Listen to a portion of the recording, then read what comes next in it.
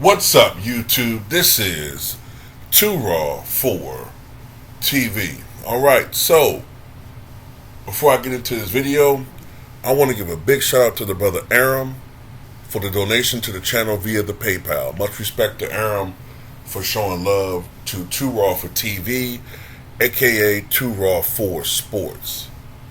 Alright, so this is a question that I got from one of my subscribers yesterday. And he asked me, why is it that Larry Bird and Michael Jordan show up so often in discussions today as far as basketball? Like, why do they show up so often when it comes to, like, is Michael Jordan the GOAT? Or what Michael Jordan do in today's era?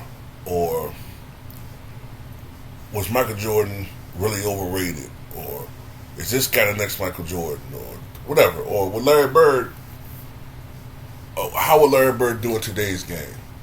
Well, you know, just the other day, you had Dennis Rodman say, well, Larry Bird would probably be in Europe today. Or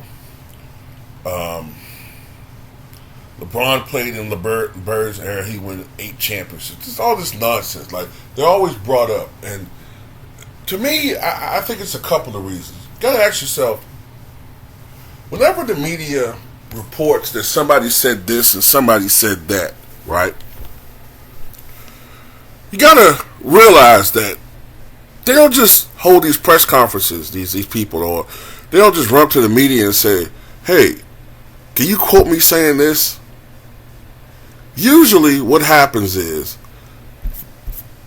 the media will be talking about something else.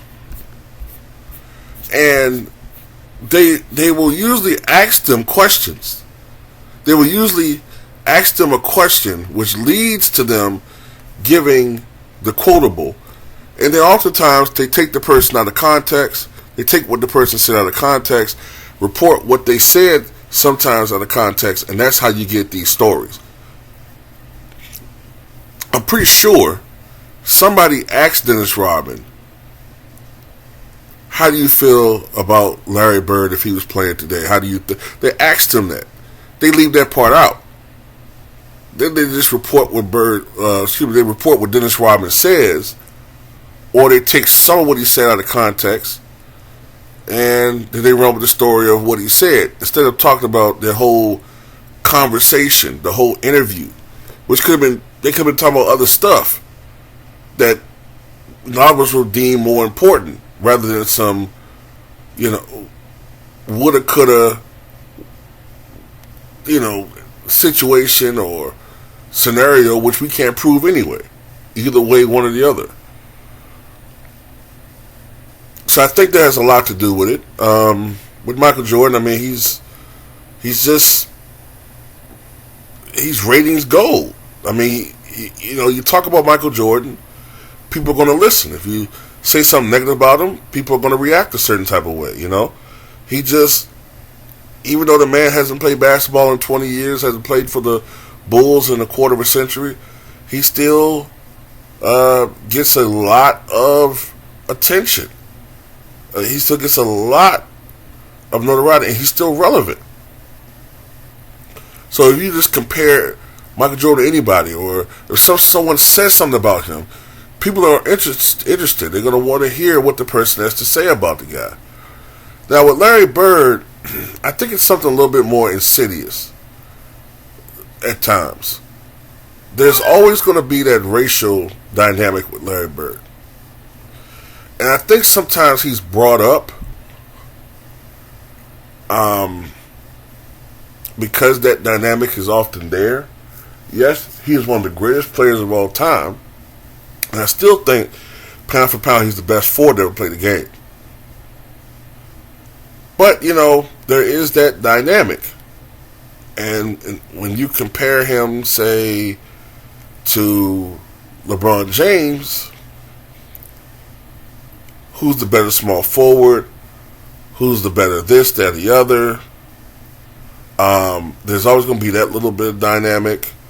But Bird also has a lot of passionate fans. And at the end of the day, If you compare him to Steph Curry, you compare him to, whoever, LeBron James or Kevin Durant, it's gonna elicit a response from a lot of people, right? Larry Bird, incidentally, from what I could tell, is a very popular player. Like, even though he hasn't played basketball in 30 years plus, he has a popular fan base, even people who were too young to watch him. So it's not just a racial dynamic, but I think that's part of it. And they know that, so they push that on purpose. But I think a lot of it is that Larry Bird still has a very large fan base when it comes to Boston Celtics fans or Golden Age basketball fans. I mean, he's basketball royalty. So that's part of it as well. That's a huge part of it.